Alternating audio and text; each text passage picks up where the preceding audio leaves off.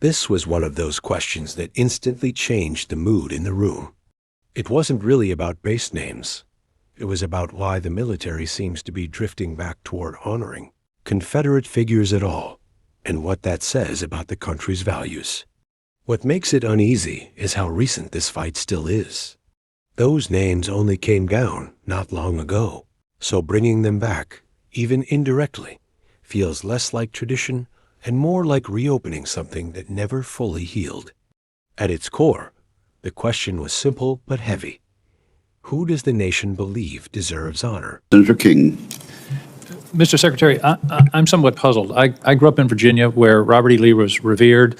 I think when I was a kid, his birthday was a school holiday.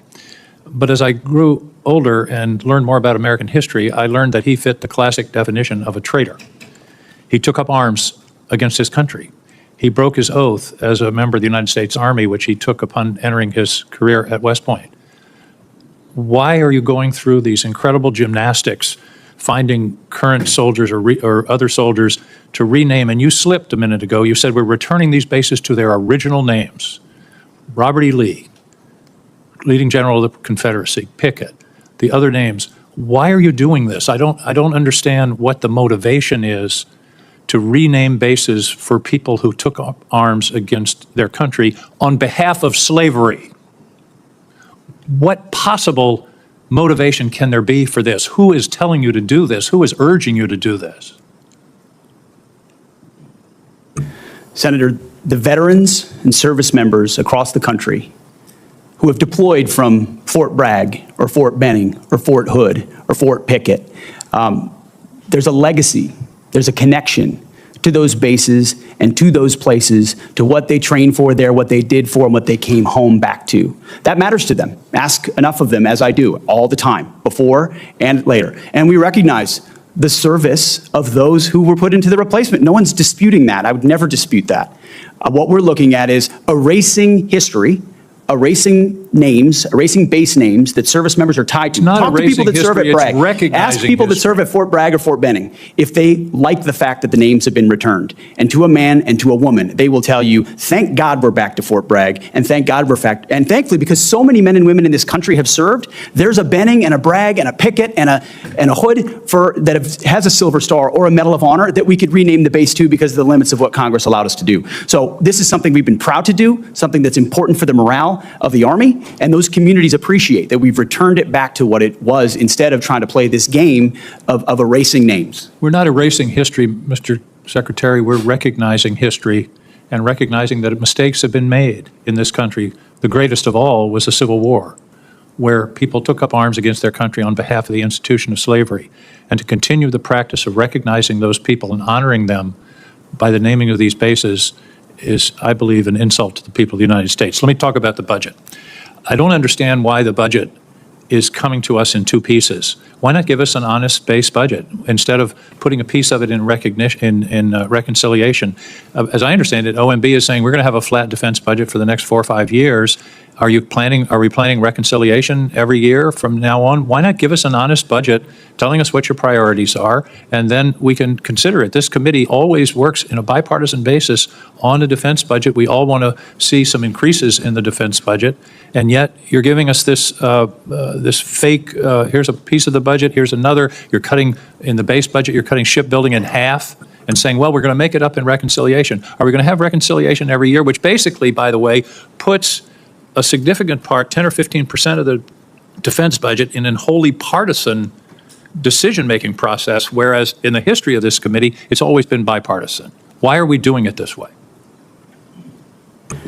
Senator, from our view, the budget number 961 meets the requirements and threats that we face. And that's not the number. The number is 892.6. You're adding reconciliation. That's my whole point. Why not give us a base budget of 961 or whatever the right number is, what you consider the right number, and then we can operate and make our decisions. Why do it in this bifurcated way that really is fooling the American people about what the defense budget is?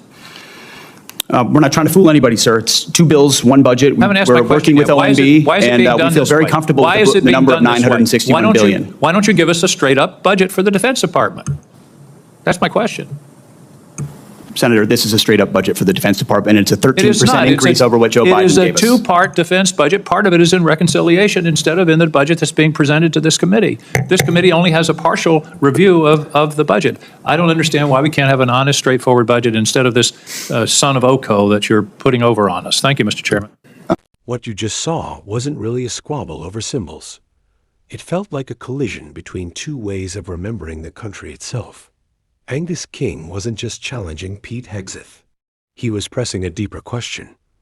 Why would the U.S. military honor figures who once fought against it? At that point, the issue stops being political and becomes personal. Who gets remembered as a patriot and who doesn't? King's argument carried the weight of hindsight many Americans recognize. In parts of the South, Robert E. Lee was long taught as a heroic figure. Holidays, statues, reverence. But the more history is examined, the harder it is to ignore what the Confederacy actually stood for. Its leaders were U.S. officers who broke their oath and took up arms against their own country to preserve slavery. That's why his use of the word traitor landed so hard. It wasn't just emotional, it was factual. The base names themselves come from a period most people don't immediately connect to them. The Jim Crow era, when honoring Confederate generals helped reconcile with Southern leaders while reinforcing a segregated social order.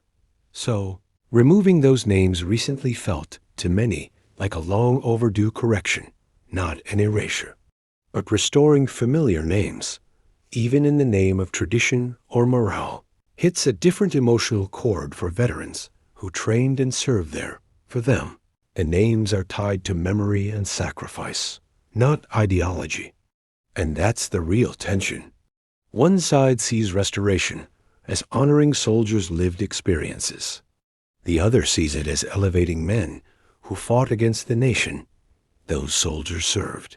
What looks like a naming dispute is really a deeper struggle over what the modern military and the country behind it chooses to stand for.